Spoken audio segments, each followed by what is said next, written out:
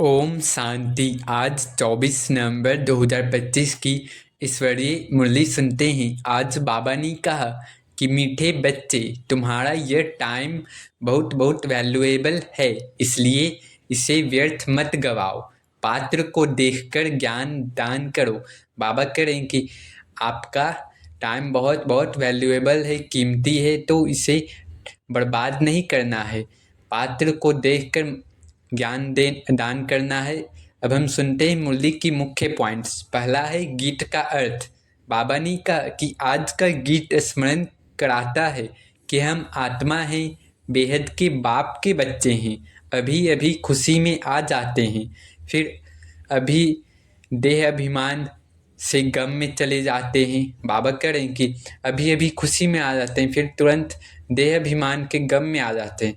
तो बाबा कहते हैं कि आज हंसे कल रो न देना।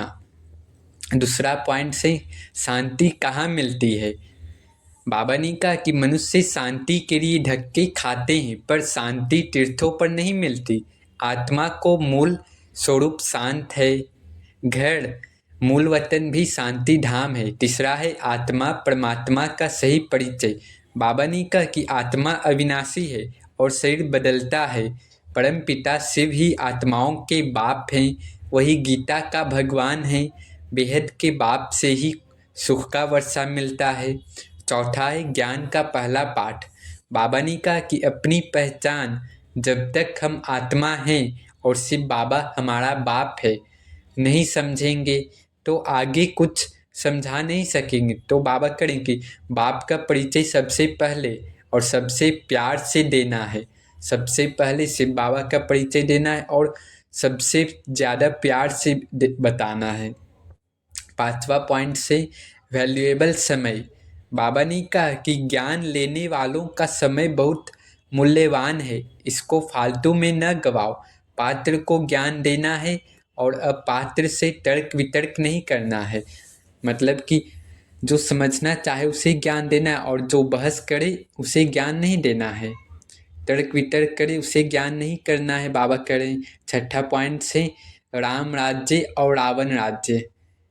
बाबा ने कहा कि आधा कल्प हम उल्टे रहे, शरीर अभिमान में रहे, अब बाप आधा कल्प के लिए सीधा बना रहे हैं। संगम युग ही परिवर्तन का समय है।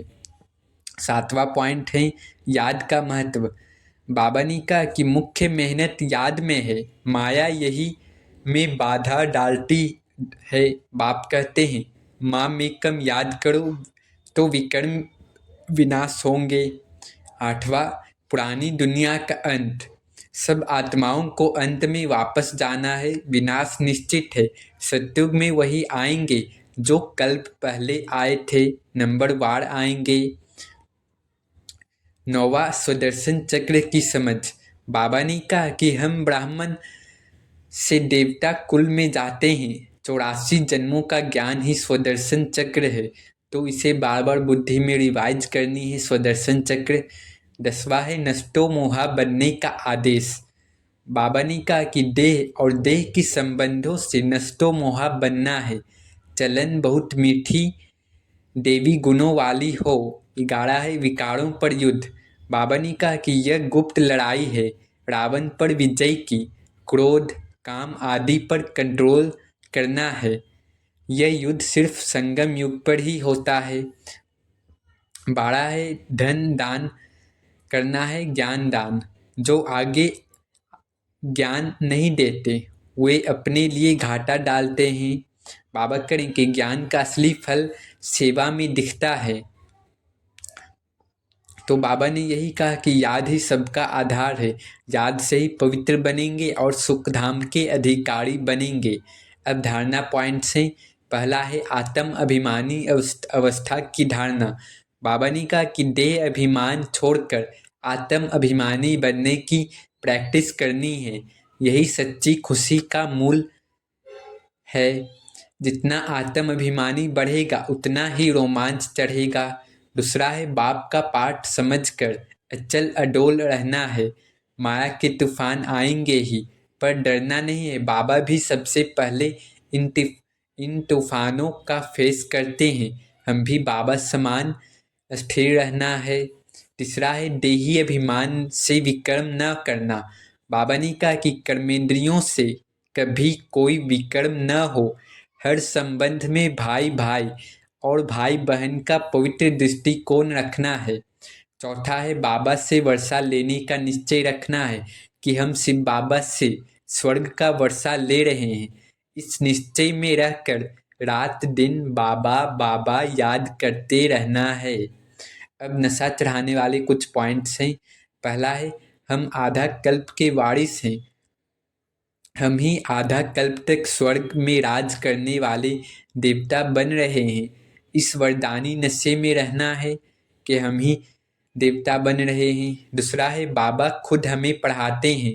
स्वयं भगवान शिव बाबा इस भाग्यशाली रथ में आकर हमें पढ़ाते हैं। यह समझ कर रोमांच भर जाना चाहिए, रोमांच अपने में भर देना है कि हमें भाग्यशाली स्वयं शिव बाबा भाग्यशाली रथ में आकर पढ़ाते हैं। तीसरा है हम माया के रुस्तम योद्धा हैं। यह जीवन मल्लयुद्ध है। हम माया को जीतने वाले रुस्तम बन रहे हैं। चौथा है हम बेहद की आत्माएं हैं। यह बेहद का ज्ञान, बेहद का बाप और बेहद की भविष्य, इस विशालता का नशा प्रैक्टिकल में बनाए रखना है। अच्छा, मीठे मीठे सिखले दे बच्चों प्रति माता पिता बाप दादा का याद प्यार और गुड मॉर्निंग। रूहानी बाप की रूहानी बच्चों को नमस्ते। धारणा के लिए मुख्य सार में बाबा ने कहा कि कुछ भी होता है तो भावी समझ शांत रहना है। बाबा करें कि कुछ भी होता है तो बीत गया ड्रामा पर छोड़कर शांत रहना है, क्रोध नहीं करना है, जितना हो सके अपने आप को कंट्रोल करना है। युक्ति रच आप समान बनाने की कोशिश करनी है। बाबा करे युक्ति रच अपनी समान बनाने की कोशिश करनी है। दूसरा है बहुत प्यार और नम्रता से सबको बाप का परिचय देना है। बाबा करें कि बहुत प्यार और नम्रता से सबको बाप का परिचय देना है। सबको यही मीठी मीठी बात सुनाओ कि बाबा कहते हैं अपने को आत्मा समझ मुझे याद करो, इस देह से नष्टो मोहा हो जाओ। वरदान में बाबा ने कहा कि हर आत्मा को भटकने का व भिखारीपन से बचाने वाले निष्काम रहम दिल भव। हर आत्मा को भटकने व भिखारीपन से बचाने वाले निष्काम रहम दिल भव। बाबा ने कहा कि जो बच्चे निष्काम रहम दिल हैं उनके रहम के संकल्प से अन्य आत्माओं को अपने रूहानी रूप व रूह की मंजिल सेकंड में स्मृति में आ जाएगी। उनके रहम के संकल्प से भिखारी को सर्व खजानों की झलक दिखाई देगी। भटकती हुई आत्माओं को मुक्ति व जीवन मुक्ति का किनारा व मंजिल सामने दिखाई देगी। वे सर्व के दुख हरता सुख करता का पाठ बजाएंगे। दुखी को सुखी करने की युक्ति व साधन सदा उनके पास जादू की चाबी के माफिक होगा। स्लोगन में बाबा ने कहा कि सेवाधारी बन निस्वार्थ सेवा करो तो सेवा का मेवा मिलना ही है। सेवाधारी बन निस्वार्थ सेवा करो तो सेवा का मेवा मिलना ही है। तो हमें निस्वार्थ सेवा करनी है तो सेवा का मेवा मिलेगा। अव्यक्त जन्म अशरीरी एवं विदेही स्थिति का अभ्यास। बाबा ने कहा कि अंत समय में प्रकृति के पांचों ही तत्व अच्छी तरह से हिलाने की कोशिश करेंगे, परंतु विदेही अवस्था की अभ्यासी आत्मा बिल्कुल ऐसा अचल अडोल पास विद ऑनर होगी जो सब बातें पास हो जाएंगी, लेकिन वह ब्रह्मा बाप के समान पास विद ऑनर का सबूत देंगी। इसके लिए समय निकालकर प्रकृति के पांचों तत्वों की सेवा करते शुभ भावना की सकाश देते रहो। तो अव्यक्त इशारे में यही इशारा हमें मिला कि प्रकृति के पांचों तत्वों को शुभ भावना की सकाश देनी है। अच्छा, तो यह थी मुरली। ओम शांति, ओम शांति, ओम शांति।